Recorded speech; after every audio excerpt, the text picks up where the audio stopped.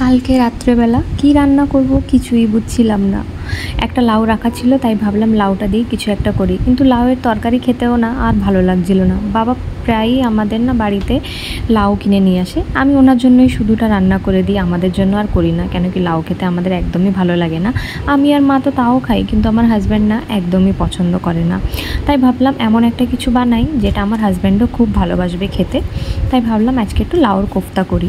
আর লাউয়ের কোফতা না অনেক দিনই করা হয় না, তাই ভাবলাম আজকে লাউয়ের কোফতাটা করি, অনেক দিন পরে বেশ ভালোই লাগবে খেতে। তো এই জন্য এখানে সব কিছু প্রিপারেশান আমি করে নিয়েছি লাউয়ের কোফতা বানানোর জন্য। লাউটা না অনেকই বড় ছিল, তাই ভাবছিলাম যে অনেকটা হয়ে যাবে, কিন্তু না, ওর জলটা আলাদা করার পর ওটা অনেকটা কম হয়ে গেছিলো কোয়ান্টিটিতে।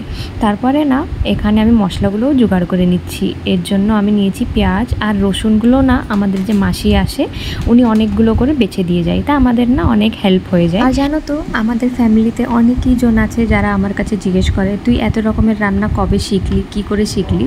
তো এইসব রান্নাগুলো না আমি বিয়ের পরেই শিখেছি। বিয়ের আগে আমি শুধুমাত্র রুটিটা বানাতে জানতাম আর ম্যাগি, চাটাও পারতাম না। চাটাও এসে শিখেছি আমি শ্বশুরবাড়িতে, সব কিছুই শ্বশুরবাড়িতে এসেই শেখা। আর রুটি যে বানানো শিখেছিলাম সেটারও একটা কারণ আছে। আমার ভাই তখন নতুন নতুন হয়েছে 2012-এ, আর তখন আমি ভালোই বড় ছিলাম, তখন আমি 8 ক্লাসে পড়তাম। আর তখন না বাবা একা একা সব কিছু করে পারতো না, তাই বাবার হেল্প করার জন্য আমি রুটিটা বানানো শিখলাম।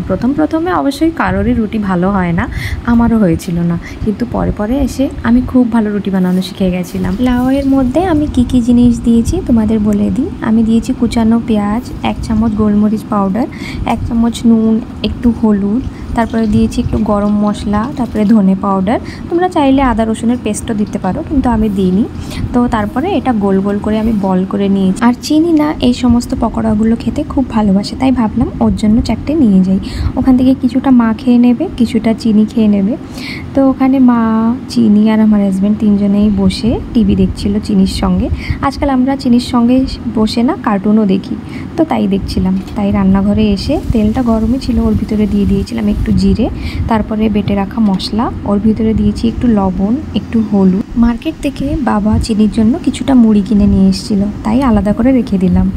আর এই যে চিনির জন্য মশলাটাও তুলে নিয়েছি। তারপরে এর ভিতরে দিয়ে দিলাম জল আর 2টো কোফতা বলস।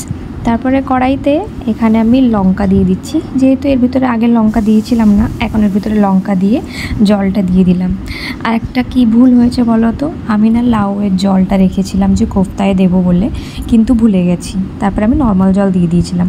আর তোমরা বানালে অবশ্যই ওই জলটা ট্রাই করো, ওই জলটা দিয়ে রান্না করলে আরও বেশি টেস্টি লাগে। তো এই যে আমাদের কোফতাটা রান্না হয়ে গেছে, এর সঙ্গে আমি রুটি করব রাতে। আমি আর আমার হাজব্যান্ড মিলে রাতে একটু ছাদে গেছিলাম, যে দেখি 3টে ড্র্যাগন ফুল ফুটে আছে, এতই সুন্দর লাগছিল দেখতে। তো তোমাদের আজকে এই ভিডিওটা কেমন লেগেছে অবশ্যই জানিও। আবার দেখা হবে নতুন একটা ভিডিওতে। টাটা।